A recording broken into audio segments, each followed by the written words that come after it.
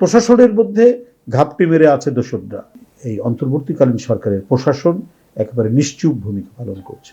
মানবেন্দ্র ঘোষ সে অত্যন্ত মেধাবী একজন ছাত্র এবং তাকে টার্গেট করা হয়েছে যে ফ্যাসিবাদের প্রতিকৃতি মোটিভ যে নির্মাণ, এই নির্মাণে সে ভূমিকা রেখেছে, সেটা একজন শিল্পী হিসেবে তাকে সন্দেহ করেছে ফ্যাসিবাদের দোসররা।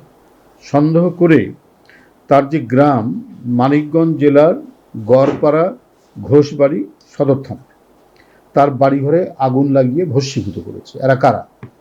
এরা সম্পূর্ণরূপে পরাজিত যে ফ্যাসিবাদ স্বৈরাচার তার দোসররা এই কাজটি করেছে। আমি বাংলাদেশ জাতীয়তাবাদী দলের পক্ষ থেকে এটা তীব্র নিন্দা জানাচ্ছি, আমি প্রতিবাদ জানাচ্ছি।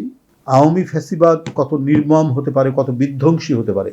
এরা যে সুষ্ঠু সংস্কৃতির চর্চা, শিল্পকলার বিরোধী, এটি গণবিরোধী রাজনৈতিক সংগঠন, এটা যে একটা দস্যুবৃত্তি তাদের অন্তরের আদর্শ, এটা আবারও প্রমাণিত হয়েছে মানবেন্দ্র ঘোষের বাড়িতে আগুন দিয়ে। যমুনা ইলেকট্রনিক্স ঈদে ডাবল খুশি অফার সিজন 3, যে কোনো পণ্য কিনলেই পাচ্ছেন নিশ্চিত ঈদ উপহার। এই অন্তর্বর্তীকালীন সরকারের প্রশাসন একেবারে নিশ্চুপ ভূমিকা পালন করছে। তাদের কোনো উদ্যোগ নেই, তারা কোনো ধরনের এ ব্যাপারে পদক্ষেপ গ্রহণ করেনি বলেই আজকে এই পরিস্থিতি হচ্ছে। কেন মানবেন্দ্র ঘোষের গ্রামের বাড়িতে আগুন ধরানো হলো, কেন ভস্মীভূত করা হলো তার গ্রামের বাড়ি? নিশ্চয়ই এরা ঘাপটি মেরে আছে। অথচ প্রশাসন অনেক কিছু জানার পরেও তাদের মধ্যে সেই আন্তরিকতা এবং সেই উদ্যোগ নেই বলেই আজকে ফ্যাসিবাদের দোসররা সমাজের বিভিন্ন জায়গায় তৃণমূলে তারা নানা ধরনের অপকর্মের সাথে জড়িত রয়েছে। এর জন্য সম্পূর্ণ দায়ী আমি মনে করি যে অন্তর্বর্তীকালীন সরকার।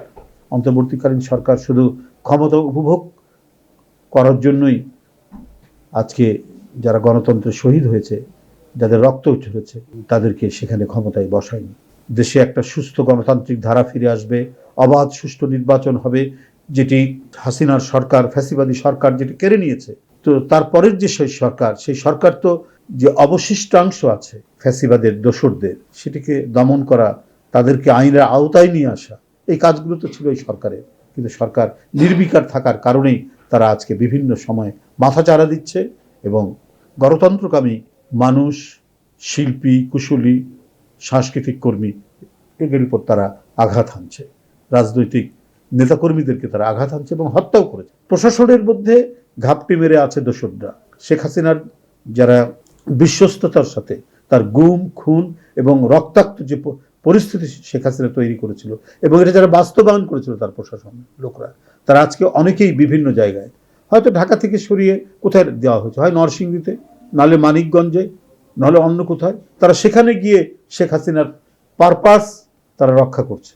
অথচ তাদেরকে আইনের আওতায় আনার কথা, তাদের বিচার হওয়ার কথা। প্রকাশ্যে গুলি চালিয়েছেন, আমি জানি এই ধরনের একজন থানার ওসিকে, এটি গুরুত্বপূর্ণ জায়গায় দেওয়া হয়েছে বাংলাদেশের একটি জেলায়, কক্সবাজারে। এ ধরনের বহু ঘটনা আছে, কিন্তু সরকার আমাদের এই সমস্ত কথায় কোনো কর্ণপাত করেনি। আজকে কর্ণপাত করেনি বলেই আজকে মানবেন্দ্র ঘোষদের মতো মেরিটোরিয়াস শিল্পীরা আজকে তারা পারিবারিকভাবে ক্ষতিগ্রস্ত হচ্ছে, তাদের বাড়ি আগুন দিয়ে পুড়িয়ে দেওয়া হচ্ছে। তা আমি সরকারের এই ব্যর্থতার জন্য আমি তীব্র নিন্দা জানাচ্ছি। আমি অবিলম্বে মানবেন্দ্র ঘোষ তার বাসার, তার যে বাড়ি পোড়ানো হয়েছে, তার ক্ষতিপূরণ দিতে হবে সরকারকে এবং সকল নিরাপত্তা বিধান করতে হবে। অন্যথায় জনগণ কিন্তু কোনো কিছুই ভুলে যায়নি, ভুলে যাবে না। জনগণ তার নিজস্ব গতিতে ফিরে যাবে এবং সেগুলোর জবাবদিহি চাইবে সরকার।